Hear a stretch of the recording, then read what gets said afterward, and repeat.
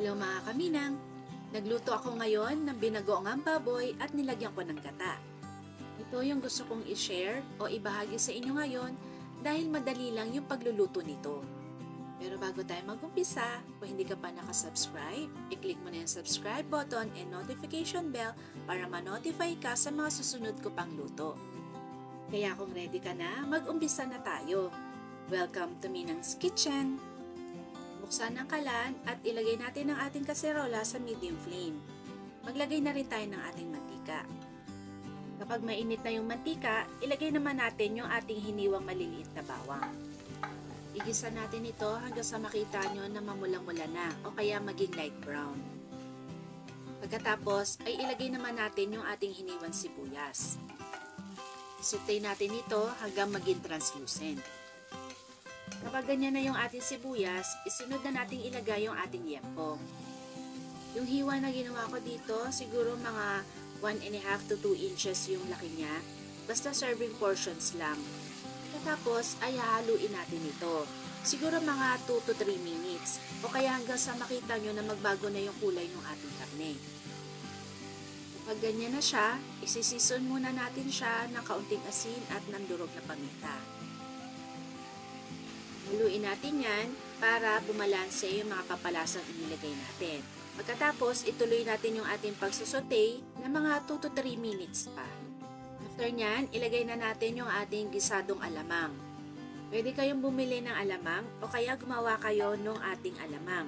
Ilalagay ko na lang yung link sa ating masarap na bagoong alamang. Haluin natin yan ng maigi para makot lahat yung ating karne bago natin ito takpan. Lutuin natin ito ng mga 2 to 3 minutes. Makalipas yung ilang minuto, tanggalin nyo yung takip at haluin nyo yung ating niluluto. Pagkatapos ay ilalagay na natin yung ating suka. Hayaan muna natin ito ng mga 1 to 2 minutes at huwag natin itong hahaluin. At saka natin ilalagay yung ating tubig.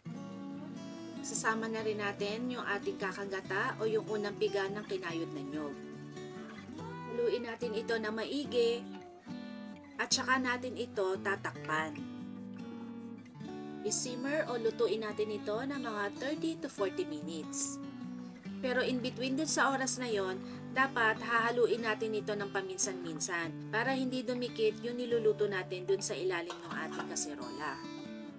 Ituloy lang natin yung ating pagluluto hanggang sa lumabot na yung ating karne at ma-reduce na yung ating liquid. At this point, haluin natin yung ating niluto. Pagkatapos ay tikman.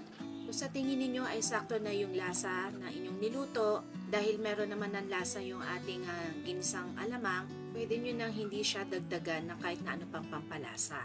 Pero sa akin, dahil nakukulangan ako sa alat, nagdagdag ako ng patis at nagdagdag na rin ako ng asukal. Dahil gusto ko medyo maanghang, naglagay na rin ako ng sili. Hinalo ko yan ng mga ilang beses at isinimmer ko hanggang sa ito ay magmantika. Pagkatapos ay ready to serve na ang ating binagoongang baboy sa gata. Masarap na kapartner nito ay yung bagong saing na kanin. Okay, kain na!